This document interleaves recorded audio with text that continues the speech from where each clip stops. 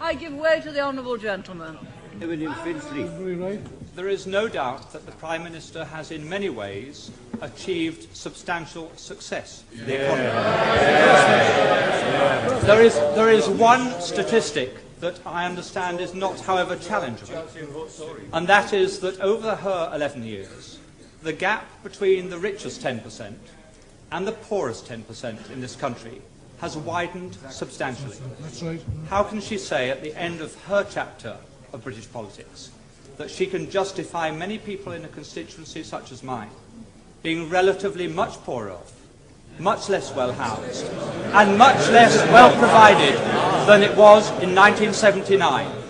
Surely she accepts that is not a record that she or any Prime Minister can be proud of. Mr. Speaker, all levels of income are better off than they were in 1979. But what the honourable member is saying is that he would rather the poor were poorer, provided the rich were less rich. That way you will never create the wealth for better social services as we have. And what a policy! Yes, he would rather have the poor poorer, provided the rich were less rich. That is the Liberal policy. Yes, it came out, he didn't intend it to, but he did. I give way to the honourable gentleman. I'm extremely grateful.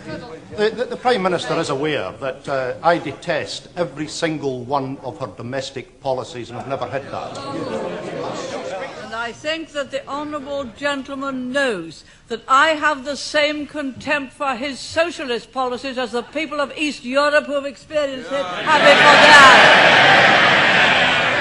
I think I must have hit the right nail on the head when I pointed out that the logic of those policies are they'd rather have the poor poorer. Once they start to talk about the gap, they'd rather the gap was that.